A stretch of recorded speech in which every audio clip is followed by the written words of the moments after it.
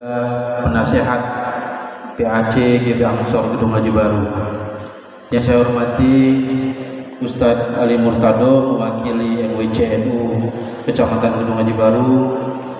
Yang saya hormati pengurus Pagar Nusa Kecamatan Gedung Haji Baru yang hadir pada malam ini. Yang saya hormati seluruh pengurus pimpinan ranting se-Kecamatan Gedung Haji Baru dan seluruh sahabat GP Ansor dan Banser yang saya banggakan. Pertama, marilah kita panjatkan puja dan puji syukur kehadiran Allah Subhanahu wa taala yang mana alhamdulillah kita masih diberikan kesehatan, kita dapat berkumpul sehingga tidak kurang suatu hal apapun. Kemudian salawat serta salam kita junjungkan kepada Nabi Agung kita Muhammad sallallahu alaihi wasallam. Semoga kelak di hari akhir yaumil kiamat kita mendapatkan syafaat dari beliau. Amin Allahumma amin. Sebelumnya di sini saya sebagai Ketua PAC GP Ansor Gedung Haji Baru mengucapkan ribuan banyak terima kasih kepada sahabat sekalian yang telah meluangkan waktu untuk hadir pada malam hari ini mengikuti acara sosialisasi PKPNU insya Allah yang akan dilaksanakan di Kecamatan Gedung Haji Baru. Mengapa kita berkumpul pada malam hari ini? Karena acara ini sangatlah penting. PKPNU ini adalah pelatihan yang akan membawa kita benar-benar ber-NU. Jadi kita akan paham seluk-beluk dan apa yang harus kita lakukan. Jadi di PKP ini sebenarnya sangat dianjurkan bagi sahabat Ansor dan Banser karena kita sebagai penggerak maka kita harus ikut dilatih dalam pergerakan ini. Tidak bisa dipungkiri saat ini banyak sekali misi-misi yang ingin menghancurkan atau membubarkan NU ataupun NKRI. Maka disitulah kita harus berperan Ansor dan Banser melalui instruksi atau perintah dari Nahdlatul Ulama. Kita harus aktif dan memberikan sumbangsih kepada NU. Nah, mudah-mudahan nanti dengan adanya penjelasan dari Abah Yai Dimyati tentang bagaimana PKPNU dan bagaimana prosesnya, sahabat-sahabat sekalian, pimpinan ranting khususnya untuk mengkoordinir calon anggota peserta PKPNU. Karena bagi saya PKPNU ini sangat penting. Jadi maka kami berharap setiap ranting harus mengirim peserta sebagai kiriman dari ranting masing-masing. Mungkin beberapa kampung malam ini tidak bisa hadir, tapi ada alhamdulillah satu kampung, satu ranting bayi sudah bersedia 2 orang untuk mendaftar di PKPNU. Nah, mudah-mudahan nanti ada penjelasan Mbah Yai, semakin banyak yang ingin ikut di PKPNU. Kemudian mungkin nanti yang memang belum bisa ikut di dalam acara, kemarin Mbah Yai nelpon saya, Ansor dan Banser tetap harus terlibat, baik itu dalam pengamanan atau membantu mensukseskan semua kegiatan yang ada di Pondok Darussalam insya Allah tempat pelaksanaannya. Jadi baik Pagar Nusa, Banser, Ansor, saya selaku Ketua PAC GP Ansor Gedung Haji Baru memerintahkan mari kita mensukseskan PKPNU yang kedua di tulang bawah. Sebelumnya kita baru berkesempatan bertatap muka lagi pada malam ini karena sudah lama kita tidak bertemu, sudah lama tidak kita melaksanakan kegiatan. Mudah-mudahan sudah mulai tidak seketat kemarin. Mudah-mudahan COVID cepat selesai, kita dapat melaksanakan kegiatan lagi. Syukur-syukur kita bisa melaksanakan diklat SAR, kemudian rutinan kita istighosah bisa berjalan lagi. Dan kami tetap mengajak, berharap Ansor dan Banser tetap semangat berorganisasi, apalagi organisasi yang berbasis agama yang di bawah naungan Nahdlatul Ulama. Mungkin itu saja yang dapat saya sampaikan. sekali lagi saya mengucapkan terima kasih sebanyak-banyaknya kepada sahabat sekalian yang hadir pada malam hari ini. Mungkin ada kata-kata yang salah, saya mohon maaf yang sebesar-besarnya. Saya akhiri, wallahul muwaffiq ila aqwamit thoriq. Wassalamualaikum warahmatullahi wabarakatuh.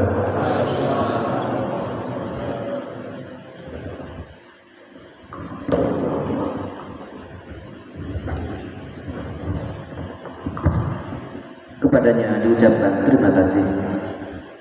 Untuk sambutan yang kedua, acara inti yaitu sosialisasi PKPNU tahap 2 yang akan disampaikan oleh beliau Romo Yai Dimyati Rifai. Kepadanya kami persilakan.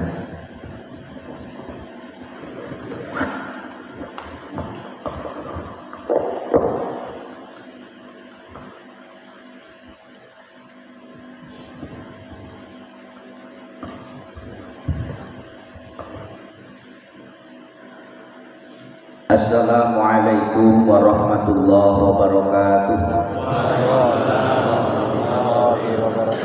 Bismillahirrahmanirrahim. Alhamdulillahirabbil alamin. Wa bihi nasta'inu ala umuri dunya waddin. Wassalatu wassalamu ala asrafil mursalin sayyidina Muhammadin wa ala alihi wa ashabihi ajma'in. Subhanaka la ilma lana illa ma 'allamtana innaka antal alimul hakim. Shadaqallahul azim. Yang saya hormati dan sama-sama kita taati Bapak Kepala Kampung Sumberjaya, yang kita hormati PAC Ansor Gedung Haji Baru, yang saya hormati jajaran pengurus Majelis Wakil Cabang Kecamatan Gedung Haji Baru atau yang mewakili yang saya hormati, mungkin hadir juga jajaran ranting NU yang saya hormati, teristimewa anak-anak Ansor, Banser, Pagar Nusa yang saya banggakan. Puji dan syukur kehadirat Allah Subhanahu wa taala. Alhamdulillah, pada kesempatan malam hari ini kita dapat berkumpul mengawali kegiatan kita setelah sekian lama kita berhenti karena ujian dari Allah Subhanahu wa taala berupa Covid. Mudah-mudahan dengan kesabaran dan ketabahan kita dan keikhlasan kita untuk melaksanakan ibadah yang tidak seperti biasa, cobaan Covid ini segera dicabut oleh Allah Subhanahu wa taala di muka bumi ini. Sholawat beserta salam marilah kita sanjungkan ke haribaan baginda Rasulullah sallallahu alaihi wasallam. Anak-anak Ansor, Banser, Pagar Nusa yang saya banggakan, mungkin sampean semua mendengarkan tentang PKPNU ini ibarat makanan baru, istilah baru yang selama ini belum pernah panjenengan dengar.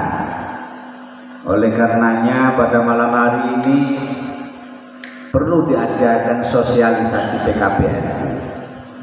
Yang pertama perlu sampean pahami, PKPNU ini adalah salah satu wadah pengkaderan, pendidikan kader penggerak Nahdlatul Ulama. Di PKPNU inilah kita akan dicetak, dibentuk sebagai kader, sebagai pejuang Nahdlatul Ulama. Sebelum saya lebih jauh menjelaskan tentang PKPNU, perlu saya sampaikan juga bahwa PKPNU ini tidak ujuk-ujuk, kalau istilah Jawa, tidak ujuk-ujuk ada. Tapi adanya PKPNU ini melalui proses panjang penelitian, investigasi oleh para alim, para ulama, yang secara struktural oleh pengurus besar Nahdlatul Ulama, yang mana para kiai, para ulama, pengurus besar Nahdlatul Ulama 20 tahun yang lalu itu galau, bingung. Mengapa galau? Yang pertama, organisasi Nahdlatul Ulama adalah organisasi sosial keagamaan. Organisasi sosial keagamaan terbesar. Tidak hanya besar di Nusantara, tidak hanya besar di negara yang kita cintai Indonesia ini, tapi NU ini adalah organisasi terbesar seantero dunia. Bahkan sampai hari ini pengurus cabang istimewa kalau di Indonesia namanya pengurus cabang, tapi kalau di luar negeri, di negara-negara luar itu istilahnya adalah pengurus cabang istimewa. Sampai hari ini pengurus cabang istimewa yang sudah terbentuk di belahan dunia tidak kurang 94 pengurus cabang istimewa sudah terbentuk di belahan dunia.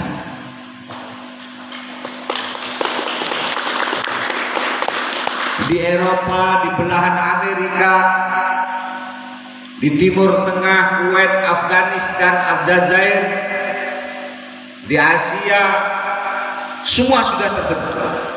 Bahkan ada pengurus cabang yang ketuanya itu perdana menteri, ada juga ketuanya seorang menteri.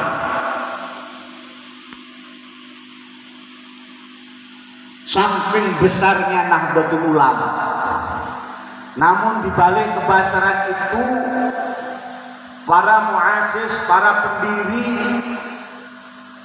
yang dilanjutkan oleh zuriyah-zuriyahnya beserta pengurus besar Nahdlatul Ulama galau 20 tahun yang lalu. Karena apa?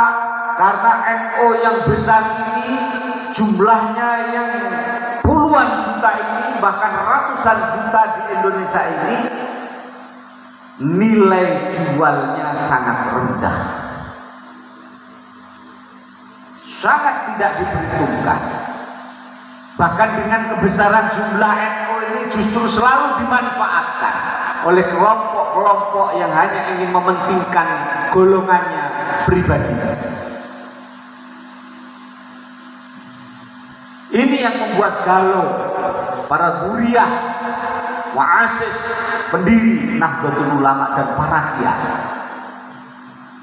Akhirnya kumpul para kiai-kiai, pengurus besar kumpul beserta zuriyah, keturunan pendiri Nahdlatul Ulama kumpul. Dicari solusi apa sebab NU besar tapi nilai jualnya rendah. Waktu itu ditemukan format yang waktu itu sudah dinyatakan pas di zamannya, yaitu penyebab NU tidak ada nilai jual karena manajemen NU yang amburadul, karena manajemen NU yang tidak rapi.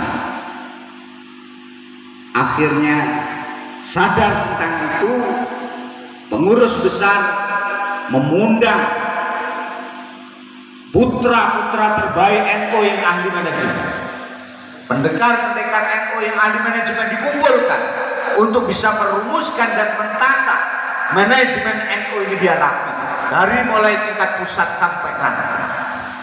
5 tahun sudah dibenahi manajemen NU, mulai rapi, surat menyurat, surat keluar, surat masuk tentang manajemen sudah dirapikan.